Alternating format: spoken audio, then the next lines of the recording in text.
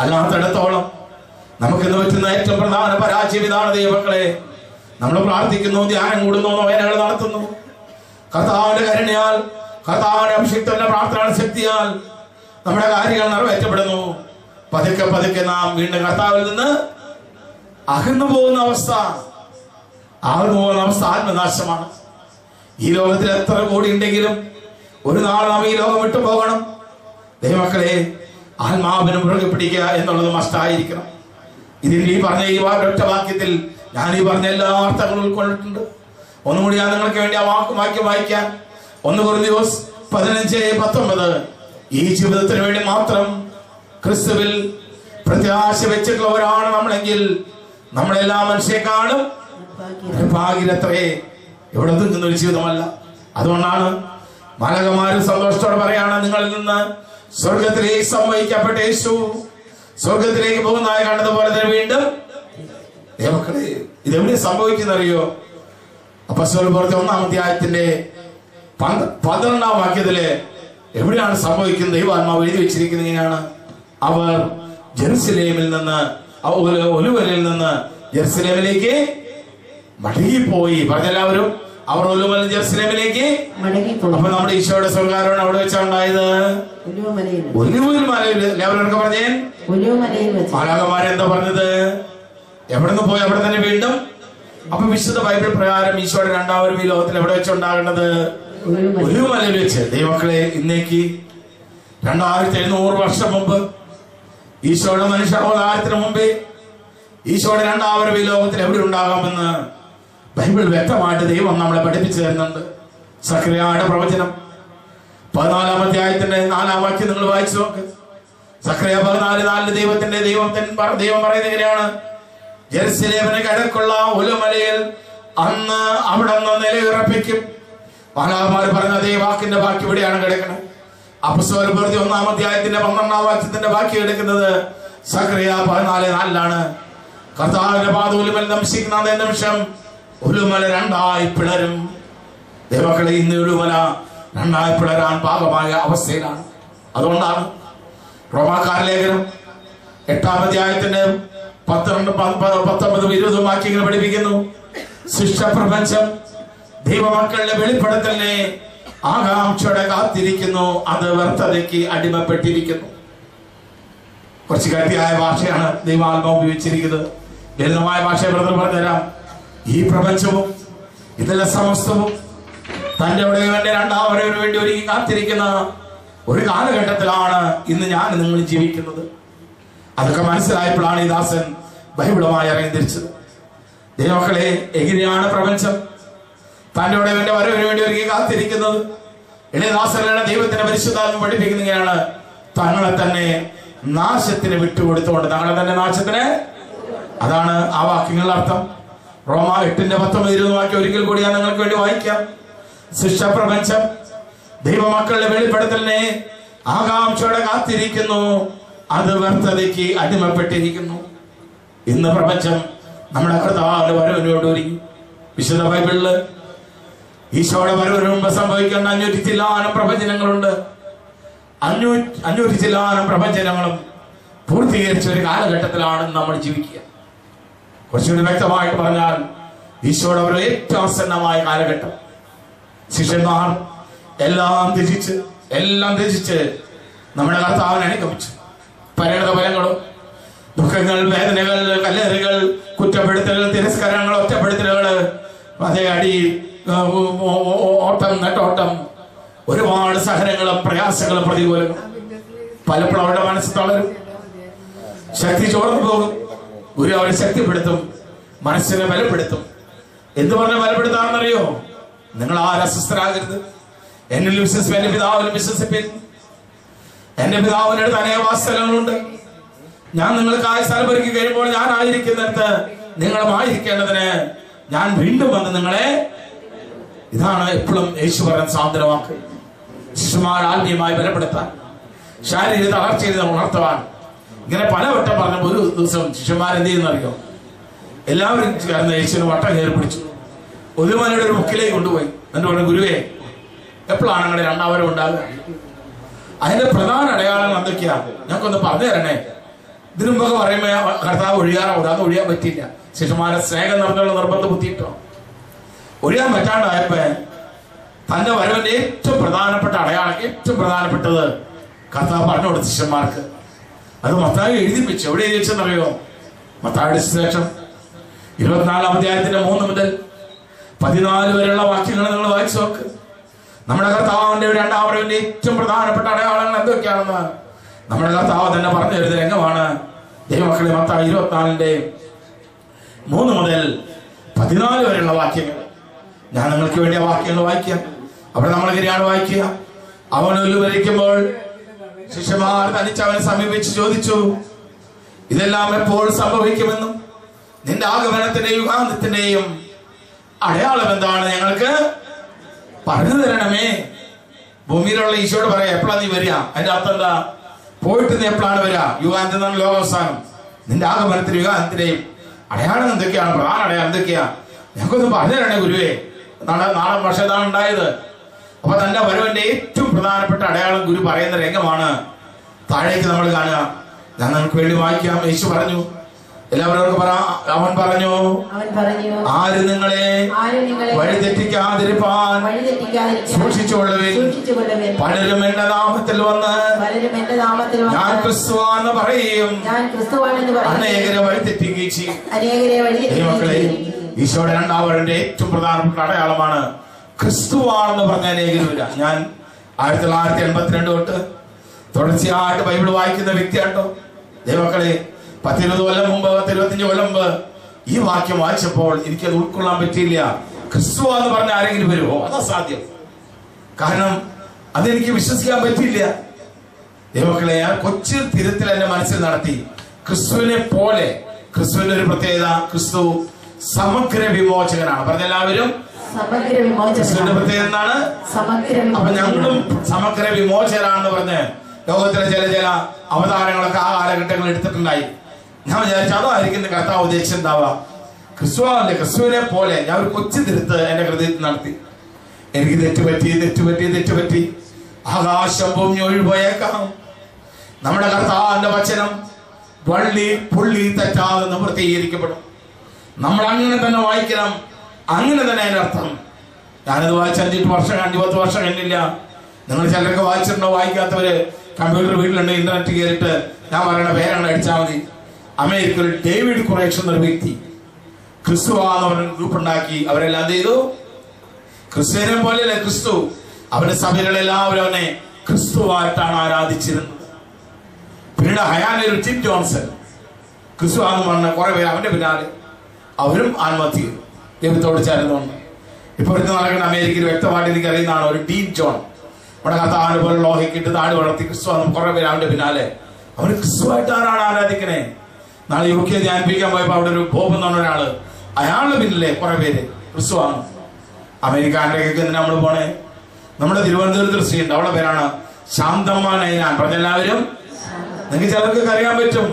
അവള് ക്രിസ്തുവാണെന്ന് പറഞ്ഞാണ് നടക്കണേ. ക്രിസ്തുവാണ്. ഇപ്പൊ നമ്മുടെയൊക്കെ ദേവാലയങ്ങൾക്ക് 3 സ്ഥലം. ഇപ്പൊ നിങ്ങൾ ഹൈക്കല എന്ന് പറയും, അവിടെയാണ് നമ്മൾ വിശ്വാസികൾ. ഇവിടെ വിശുദ്ധന്മാര്, കർത്താവ് പുരോഹിതന്മാര്. ഇത് വിശുദ്ധലം, അത് വിശുദ്ധലം. ഇവരെ എങ്ങനെയാണ്? അത് വിശുദ്ധ യേശു, നമ്മുടെ യേശുവായിട്ട് നമ്മൾ ആരാധിക്കണേ. അവിടെ ശാന്തി പിരിന്നിട്ട് കരങ്ങൾ ഉയർത്തി യേശു എന്നല്ല ശാന്തമ്മയ്ക്കാണ് സ്വസ്ഥം പറയണേ. ദൈവമായിട്ട് ശാന്തമാണെന്ന് മുഴുവൻ പറയില്ല. ശാമാമയ്ക്ക് ഇട്ടുപാടെന്ന് നടക്കുന്ന കാര്യം. നമ്മുടെ കോട്ടയത്തിന്റെ അവിടെ ബ്രാഞ്ച് ദുബായില് എന്റെ കൂടെ ജോലി ചെയ്ത ചങ്ങനാശ്ശേരിക്കാരൻ ജോൺ ജോസഫ് എന്റെ കൂടെ ജോലി ചെയ്തവനാ. അവന്റെ അനിയൻ മേരി ജോൺസ് ആണാട്ടോ. മാതാപിതാക്കന്മാർക്ക് മാതാവിനുള്ള ഭക്തിയോടെ എല്ലാം ആമ്പിള്ളേരാ. ഇളയ മകന്റെ പേര് മേരി ജോൺസൺ എന്നിട്ടു. ദൈവമക്കളെ, അവനാണ് ദുബായ് ബ്രാഞ്ച് ലീഡർ. അത്രമാത്രം വ്യക്തമായിട്ട് അറിയുന്ന കത്തോലിക്കനായിരുന്നു. 20,000 പേരാണ് അവളുടെ സഭയില് അവിടെ ക്രിസ്തുവായിട്ട് ആരാധിക്കുന്നത്. ഇങ്ങനെ ലോകത്തിന്റെ, ഞാനിവിടെ തൃശ്ശൂർ മുരിയാടൊരു സ്ഥാപനം നടക്കുന്നത് ചേട്ടൻ അറിയോ? കേട്ടോ ഞങ്ങള്? ദൈവമക്കൾ, ഇതുപോലെ ലോകത്തിന്റെ ഒരുപാട് സ്ഥലങ്ങളില് ഈ കാലഘട്ടങ്ങളിൽ വ്യാജപ്രവാചകന്മാരല്ല, വ്യാജ ക്രിസ്തുക്കൾ പ്രത്യക്ഷപ്പെടുന്ന ഒരു കാലഘട്ടമായിട്ട് ഇങ്ങനെ ഈ ലോകത്തിൽ നടമാടാൻ തുടങ്ങിയിട്ട് 100 വർഷം 50 വർഷം ആയിട്ടില്ല. ഒരു 10 വർഷത്തിന്റെ പ്രതിഭാസമാണ്. 2000 വർഷം മുമ്പ് പറഞ്ഞതാണ്, പലരും എന്റെ നാമത്തിൽ വന്ന് ഞാൻ ക്രിസ്തുവാണെന്ന് പറഞ്ഞ അനേകരെ ഈശോയുടെ രണ്ടാം വരവിന്റെ പറഞ്ഞ അടുത്ത അടയാളമാണ്. നിങ്ങൾ യുദ്ധങ്ങളെ പറ്റി കേൾക്കും, അവയെ കുറിച്ചുള്ള കിംവദന്തി പറഞ്ഞെല്ലാവരും ഒന്നാം ലോകമായി നമ്മൾ കണ്ടു കേട്ടു, രണ്ടാം ലോകം നമ്മൾ കണ്ടു കേട്ടു. കിംവദന്തി എന്ന് പറഞ്ഞ അർത്ഥം മനസ്സിലായി, സ്തുതി.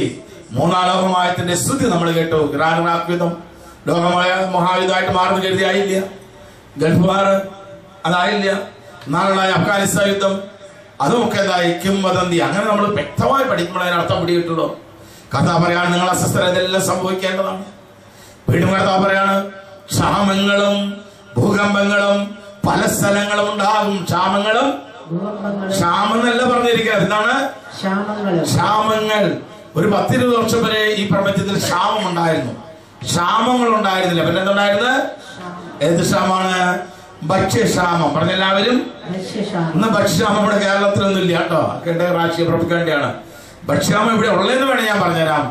എത്യോപ്യ, സോമാലിയ, സ്കർബ്, ബോസ്നിയ, റുവാണ്ട, ഇന്തോനേഷ്യ, ഈസ്റ്റർ, ഇവിടെയൊക്കെ അനേക ലക്ഷങ്ങൾ. എത്യോപ്യയിൽ മാത്രം കഴിഞ്ഞ ഏതാനും വർഷം കൊണ്ട് 20 ലക്ഷം ആളുകൾ പട്ടിണി കിടന്ന് മരിച്ച്. അവിടെയൊക്കെ ഭക്ഷ്യക്ഷാമമാണെങ്കിൽ അമേരിക്കയിൽ എന്തിന്റെ ക്ഷാമമാണെന്ന് അറിയാം നിങ്ങൾക്ക്? സാമ്പത്തിക ക്ഷാമം. പറഞ്ഞെല്ലാവരും യൂറോപ്പിലൊക്കെ സാമ്പത്തിക ക്ഷാമമാണ് നടമാണെന്ന്. ഗൾഫ് രാജ്യങ്ങൾ എന്തിന്റെ ക്ഷാമം നടമാണെന്ന് അറിയാം നിങ്ങൾക്ക്? ജോലി ഇല്ലാത്ത ക്ഷാമം. പറഞ്ഞെല്ലാവരും. ഞാനവിടെ ധ്യാനിപ്പിക്കാൻ പോകാറുണ്ട് ഇടയ്ക്കിടയ്ക്ക്. ഓരോ ദിവസം ഒരു 10-20-15 പേരും ഒന്ന് പ്രാർത്ഥിക്കാൻ ജോലി നഷ്ടപ്പെട്ടു. ഓരോ ദിവസം 5-10-15 പേര് നിങ്ങളുടെ കുടുംബത്തിൽപ്പെട്ട പലരുണ്ടായിരിക്കും. ജോലി നഷ്ടപ്പെട്ട് ജോലി ഇല്ലാതെ ഒരുപാട് പേര് അവിടെ വലയുന്നു. അവിടെ ജോലി ലഭിക്കാൻ ജോലിയില്ലാത്ത ക്ഷാമമാണെങ്കിൽ നമ്മുടെ കേരളത്തിലെ യഥാർത്ഥ ക്ഷാമം എന്താണെന്ന് അറിയാം നിങ്ങൾക്ക്? തൊഴിലാളികളെ കിട്ടാനില്ലാത്ത ക്ഷാമം. പറഞ്ഞെല്ലാവരും. തമാശയില്ല, ഞാൻ ഒരു കർഷകനാണ്. മക്കളെ, വെറും 10 വർഷം വരെ എത്രമാത്രം തൊഴിലാളികൾ വേണേ കിട്ടുമായിരുന്നു. 10 അല്ല 5 വർഷം വരെ പ്രായമുള്ള ആളുകൾ വേണ്ടതുണ്ട്. വെറും 5 വർഷം എത്രമാത്രം ഇന്നൊരു തൊഴിലാളികളെ കിട്ടാൻ നമുക്കില്ല. ഒരുപാട് ഉയർന്ന കൂലിയാണ്. 8 മണിക്കൂറാണ് ജോലി ചെയ്യേണ്ടത്, 4 മണിക്കൂർ ചെയ്യുന്നില്ല. എല്ലാത്തിനും ക്ഷാമം. ഇവിടെ നോർത്ത് ഇന്ത്യയിലൊക്കെ ഒരുപാട് ആളുകൾ നമ്മൾ കണ്ടല്ലേ. കാരണം ഇവിടെ തൊഴിലാളികൾ കിട്ടാനില്ല, ക്ഷാമം. ഇങ്ങനെ ഈ പ്രപഞ്ചം മുതൽ ക്ഷാമങ്ങൾ. ഒരു നല്ലൊരു പെൺകുട്ടികളുടെ വീട്ടിന്റെ മാതാപിതാക്കന്മാരും ഒന്ന് പ്രാർത്ഥിക്കുക, ഞങ്ങളുടെ മോൾക്ക് നല്ലൊരു ചെറുക്കനെ കിട്ടാൻ. 2 വർഷമായി ഇതുവരെ, അല്ല 3 വർഷമായി. ചെറുക്കണ മാതാപിതാക്കന്മാർ വരും, ബ്രദറൊന്ന് പ്രാർത്ഥിക്കുക, നല്ലൊരു ഒരു പെൺകുട്ടിയെ കിട്ടാൻ. ദൈവമക്കളെ, അവിടെ ക്ഷാമമാണ്. വെറും 15-20 വർഷം ഒക്കെ ഞങ്ങളുടെയൊക്കെ കാലഘട്ടങ്ങളിൽ ഇതുപോലെ 2-3 വർഷം കാത്തിരുന്ന അവസ്ഥയൊന്നുമില്ല. ആ പ്രായത്തിൽ 2-3-4 കണ്ടു, ഒന്ന് ഉറപ്പിച്ചു, കെട്ടി 2-3 മാസത്തിന്റെ കാലയളവിലാണ് വിവാഹം നടന്നിരുന്നെങ്കിൽ ഇന്നും 2 വർഷം 3 വർഷം കാത്തിരിക്കുന്ന ഒരു അവസ്ഥ. എല്ലാത്തിനും ക്ഷാമം. ഈ പ്രപഞ്ചത്തിൽ നടമാടാൻ തുടങ്ങിയിട്ട് 50 കൊല്ലോ 25 കൊല്ലം ആയില്ല. ഒരു 5-10 കൊല്ലത്തിന്റെ പ്രതിഭാഷമാണ്. കർത്താവ് ക്ഷാമെന്നല്ല, ക്ഷാമങ്ങൾ. പറഞ്ഞെല്ലാവരും. ഭൂകമ്പങ്ങൾ. ഈ പ്രപഞ്ചം ഉണ്ടായാലും ഏറ്റവും വലിയ ഭൂകമ്പമുള്ള കാലഘട്ടങ്ങളാണ് ഇപ്പോൾ. ദൈവമക്കളെ, 1990 ശേഷം ഏകദേശം 9 ലക്ഷം ഭൂകമ്പങ്ങളാണ് ഓരോ വർഷം ഭൂമിയിൽ ഉണ്ടാകുന്ന ശാസ്ത്രജ്ഞന്മാർ പറയുന്നത്. ദൈവമക്കളെ, എത്രമാത്രം ഭൂകമ്പങ്ങൾ ഭൂമിയിൽ ഉണ്ടാകാനിടയാകുന്നു. ഇതെല്ലാം ഈശോയുടെ വരവിന്റെ ഒരു അടയാളമാണെന്ന് പറയുന്നത്. വീണ്ടും കർത്താവ് പറയുന്നത് ഇങ്ങനെയാണ്, ഇതെല്ലാം ഈറ്റുനോവിന്റെ ആരംഭമാണ്. ഇതെല്ലാം എന്തിന്റെ ആരംഭം എന്ന് പറയണേ? വീണ്ടും കർത്താവിന്റെ വരവിന്റെ അടയാളത്തെ കുറിച്ച് കർത്താവ് തന്നെ പറയുന്നത് ഇങ്ങനെയാണ്, അവർ നിങ്ങളെ പീഡനത്തിൽ ഏൽപ്പിച്ചു കൊടുക്കും, അവർ നിങ്ങളെ വധിക്കും, എന്റെ നാമനിമിത്തം സർവ്വജനങ്ങളെ നിങ്ങളെ ദ്വേഷിക്കും. നിങ്ങൾ കർത്താവിന്റെ വചനത്തെ മുറുകെ പിടിച്ച് ജീവിച്ചു. സമൂഹത്തിൽ കർത്താവിന്റെ വചനത്തെ മുറുകെ പിടിച്ച് ജീവിക്കുക എന്ന് പറയുമ്പോൾ അതിന് വേറൊരുത്തമുണ്ട്, സമൂഹത്തിൽ നിന്ന് അകന്ന് ജീവിക്കുക. ദൈവമക്കളെ, സമൂഹത്തോട് ചേർന്ന് ജീവിക്കുമ്പോൾ കർത്താവിൽ നമ്മൾ അകലുന്നു. കർത്താവിൽ ചേർന്ന് ജീവിക്കുമ്പോൾ സമൂഹത്തിൽ നമ്മള്, ദൈവമക്കളെ, അങ്ങനെ ജീവിച്ചാൽ എല്ലാവരും നിങ്ങളെ വെറുക്കും. എല്ലാവരും നിങ്ങളെ വെറുക്കുവാനിടയാകും.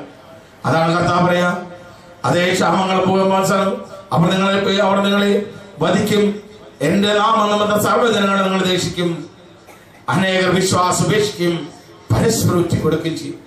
നമ്മുടെ കർത്താവിന്റെ വരവിന്റെ രണ്ടാമത്തെ വലിയ പ്രത്യേക അടയാളമാണ്.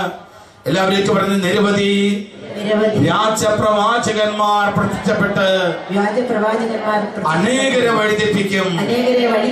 നിരവധി വ്യാജപ്രവാചകൻ ഈശോയുടെ വരവിന്റെ ഒരു പ്രധാന അടയാളം. വ്യാജം എന്ന് പറഞ്ഞാൽ കണ്ട ഒറിജിനൽ അല്ല. നിരവധി വ്യാജം. അവരില്ലേ നമ്മുടെ വീട് വീടാന്തരം, ഗ്രാമാന്തരം ബൈബിളും കക്ഷത്ത് വെച്ച്, അതേ മാതാവ് പൊട്ടത്തോടാണ്, തിരിച്ചുവ ശരിയല്ല, ഞങ്ങളെ രക്ഷിക്കപ്പെടാനുള്ളതാണെന്ന് പറഞ്ഞ് ബൈബിളും കക്ഷത്ത് വെച്ച് സത്യസഭയിൽ നിന്നും സത്യവിശ്വാസത്തെ വ്യതിചലിപ്പിക്കാൻ പല നമ്മുടെ വീട്ടിലേക്ക് വരുന്നില്ലേ?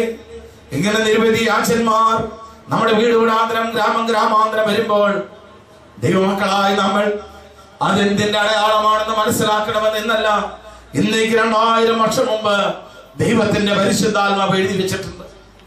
2000 വർഷം മുമ്പ് നമ്മുടെ ദൈവത്തിന്റെ പരിശുദ്ധാത്മ പറയാണ്, നമ്മുടെ ഭവനങ്ങളിലേക്ക് നിരവധി വ്യാജന്മാർ കടന്നു വരുമ്പോൾ വിശ്വാസികളുടെ ദൈവമക്കളായ നമ്മൾ അതെന്തിന്റെ അടയാളമാണെന്ന് മനസ്സിലാക്കണമെന്ന് യോഹന്നാന്റെ 1-ാം ലേഖനം 2-ാം അധ്യായത്തിന്റെ 18 മുതൽ 25 വരെയുള്ള വാക്യങ്ങളില് ഇടയദാസനല്ല ദൈവത്തിന്റെ പരിശുദ്ധാത്മ പഠിപ്പിക്കുന്നുണ്ട്.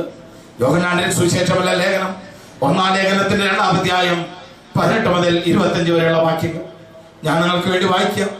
യോഹന്നാൻ 1-ാം ലേഖനം 2-ാം അധ്യായം 18 വായിക്കുന്നത്. കുഞ്ഞുങ്ങളെ, ഇത് അവസാന മണിക്കൂറാണ്. കുഞ്ഞുങ്ങളേത് ഞാനാണ് പറയണത്, പിന്നെ ആരാ പറയണേ? ദൈവമക്കളെ, അതിന്റെ വെളിച്ചത്തിലാണ് ഞാൻ നേരത്തെ പറഞ്ഞിട്ടോ, അല്ലാണ്ട് എന്റെ മിടുക്കും എന്റെ അറിവെന്നല്ല. കർത്താവിന്റെ വചനത്തിന്റെ അധികാരി മാത്രമാണ് ഈ ദാസിനെ അധികാരത്തോടെ പറയാൻ അർഹതയുള്ളൂ. എന്റേതായിട്ടൊരു യോഗ്യതയില്ല. അതിന്റെ വെളിച്ചത്തിലാണ് ഈശോയുടെ വരവ് ഏറ്റവും ആസന്നമായെന്ന് ദൈവത്തിന്റെ പരിശുദ്ധാത്മ പറയുന്നു. കുഞ്ഞുങ്ങളെ, അത് അവസാന മണിക്കൂറാണ്. എല്ലാവരും പറഞ്ഞാൽ അന്ത്യക്രിസ്തു വരുന്നു എന്ന് നിങ്ങൾ കേട്ടിട്ടുണ്ടല്ലോ.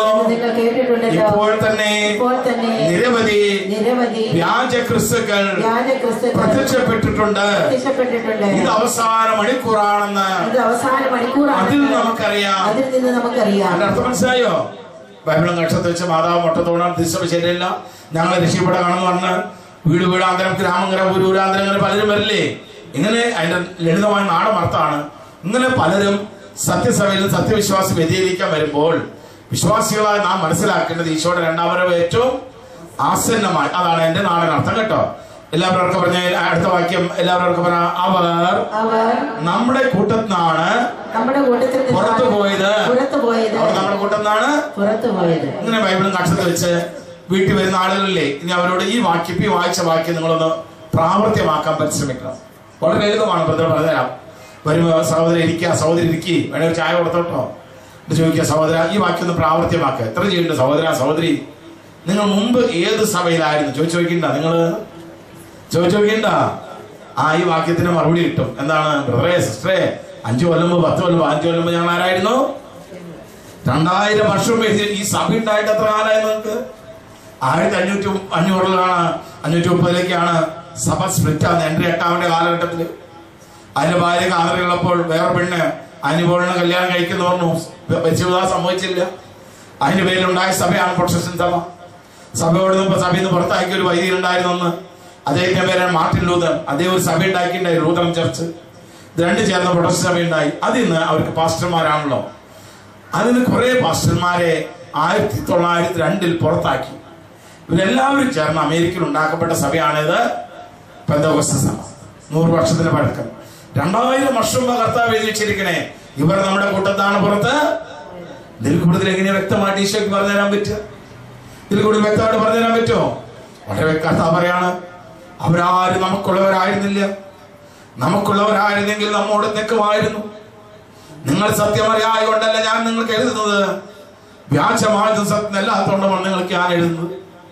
വേറെ പുതിയൊരു ഗ്രൂപ്പിനെ കുറിച്ച് കർത്താവ് പറയുന്നുണ്ട് കേട്ടോ. എല്ലാവരും പറഞ്ഞ യേശുവാണ് ക്രിസ്തു എന്നത് നിഷേധിക്കുന്നവനല്ലാതെ മറ്റാരാണ് കള്ളം പറയുന്നത്? ഒരു പുതിയ ഗ്രൂപ്പ്. അവര് യേശുവിനെ ദൈവമായിട്ട് അംഗീകരിക്കുന്നില്ല, പിതാവാ ദൈവത്തെ അംഗീകരിക്കുന്നുണ്ട്. ആരാണ് ആ ഗ്രൂപ്പിന്റെ പേരെന്താണെന്ന് അറിയോ ആർക്കെങ്കിലും? യഹോവ സാക്ഷികൾ. പറഞ്ഞെല്ലാവരും യേശുവിനെ ദൈവമായിട്ട് അംഗീകരിക്കുന്നില്ല, പിതാവിനെ അംഗീകരിക്കുന്നില്ല. അവരെ കുറിച്ച് എന്ത് ബൈബിള് പറയണോ? എല്ലാവരും പറയാം, യേശുവാണ് ക്രിസ്തു. ക്രിസ്തു എന്ന രക്ഷകൻ, വിമോചകൻ, ദൈവം.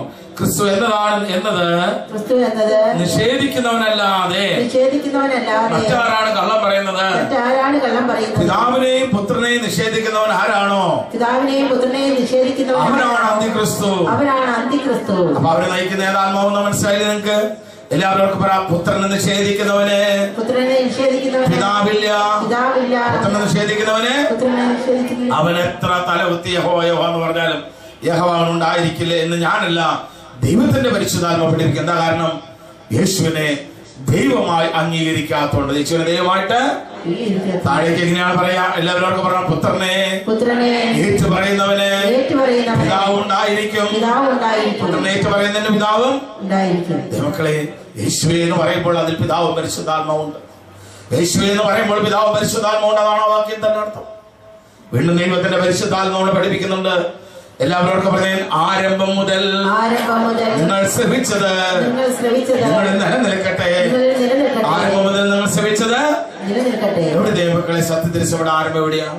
നിങ്ങൾക്ക് എല്ലാവർക്കും അറിയാം. മത്തായി 16:18 നമ്മുടെ ഗുരുനാഥൻ പറയുന്നുണ്ട് പത്രോസിനോട്, പത്രോസേ, നീ പാറയാവും, നിന്റെ പാറമേൽ എന്റെ പള്ളി പണിയെന്ന് കണ്ടുള്ളൂ. പണിയിലൊന്നും കണ്ടില്ല അല്ലെ?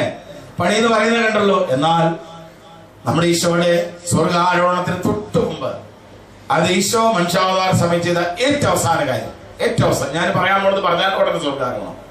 അവസാനം നിങ്ങൾ ഭാവനെ കാണാം. അവസാനമായി ഈശോ ശിഷ്യന്മാർ പ്രത്യക്ഷപ്പെടാണ്. 11 പേരുണ്ട്. ഒരു ആത്മഹത്യ ചെയ്തല്ലോ. ആത്മഹത്യ ചെയ്തത് പറഞ്ഞേ? അതെ, 11 പേരുണ്ട്. അവസാനത്തെ പ്രത്യക്ഷപ്പെടലാട്ടോ.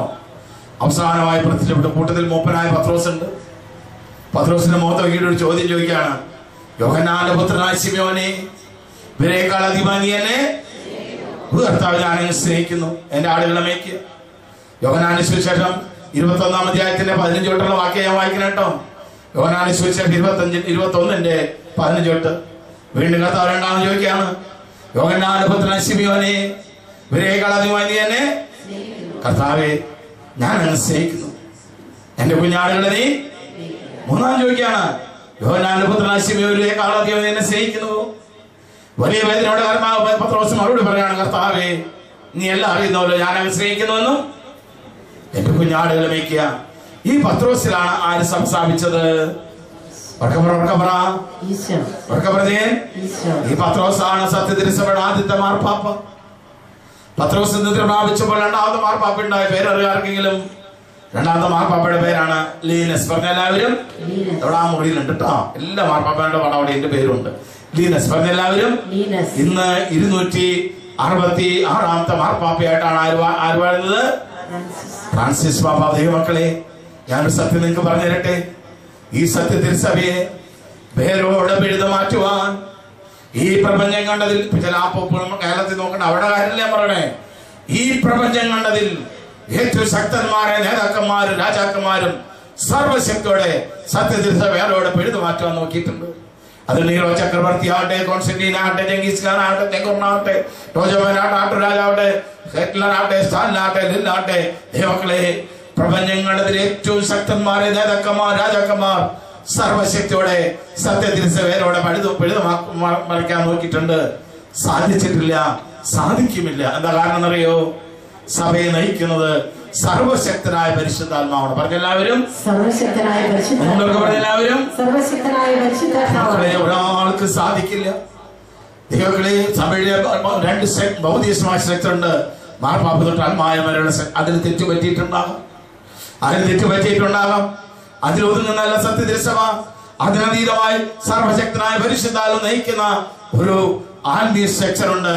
അതിനൊരിക്കലും തെറ്റുപറ്റിയിട്ടില്ല. അതുകൊണ്ടാണ് ദൈവത്തിന്റെ പരിശുദ്ധാത്മാവ് ശക്തമായ ഭാഷയിൽ പറയുന്നു, ആരംഭം മുതൽ ശ്രമിച്ചത് നിങ്ങളെ നിലനിൽക്കട്ടെ. ആരംഭം മുതൽ ശ്രമിച്ചത്. കാരണം യേശുവിന്റെ കൈവപ്പിലൂടെയാണ് ആര് മാർപ്പാപ്പയായത്? പത്രോസിന്റെ കൈവപ്പാണ് ഒരു കർദിനാൾ ഉണ്ടാകുന്നത്. മാർപ്പാപ്പയുടെ കൈവപ്പ്. കർദിനാൾമാരുടെ കൈവപ്പിലൂടെ മെത്രാൻ ഉണ്ടാകുന്നു. മെത്രാന്റെ കൈവപ്പിലൂടെ വൈദികൻ ഉണ്ടാകുന്നു. വൈദികന്റെ കൈവപ്പിലൂടെ ക്രിസ്ത്യൻ കത്തോലിക്കനുണ്ടാകുന്നു. അപ്പൊ നമ്മുടെ സിൽസിലാണ് കൈവപ്പ് എന്ന് ഉറക്കെ പറഞ്ഞേ. ഈശോയുടെ അതാണ് ആരംഭം. അല്ലാണ്ട് എളിദാസം പറയുന്നല്ല. ദൈവമക്കളെ, ലളിതമായ ഭാഷ പറഞ്ഞാൽ ഒരു കാരണവശാലും സഭ വിട്ടുപോകരുത്. ഒരു കാരണവശാലും സഭ വിട്ടുപോകരുത്. ദൈവത്തിന്റെ പരിശുദ്ധാത്മാവ് ആഗ്രഹിക്കുന്നു. ദൈവമക്കളെ, അതാണ് പരിശുദ്ധാത്മ പറയാ, ആരംഭം മുതൽ ശ്രമിച്ച് നിങ്ങൾ നിലനിൽക്കട്ടെ. ഞാൻ നിന്നാളെ ഗുണം എന്നറിയോ? യോഹന്നാൻ 1-ാം ലേഖനം 2-ാം അധ്യായത്തിന്റെ 25-ാം വാക്യം പഠിപ്പിക്കുന്നു. അത് നിങ്ങളിൽ നിലനിൽക്കുന്നെങ്കിൽ നിങ്ങൾ പിതാവിനും പുത്രനും നിലനിൽക്കുന്നു. അവൻ നൽകിയ വാഗ്ദാനമാണല്ലോ നിത്യജീവൻ. അവൻ നൽകിയ വാഗ്ദാനമാണ് നിത്യജീവൻ. അതുകൊണ്ടാണ് മത്തായി 24 നമ്മുടെ കർത്താവ് പറഞ്ഞത്, നിരവധി വ്യാജ പ്രവാചകന്മാർ പ്രത്യക്ഷപ്പെട്ട അനേകരെ കർത്താവ് വീണ്ടും അധർമ്മം വർദ്ധിക്കാൻ സ്നേഹം നടത്തു പോകും.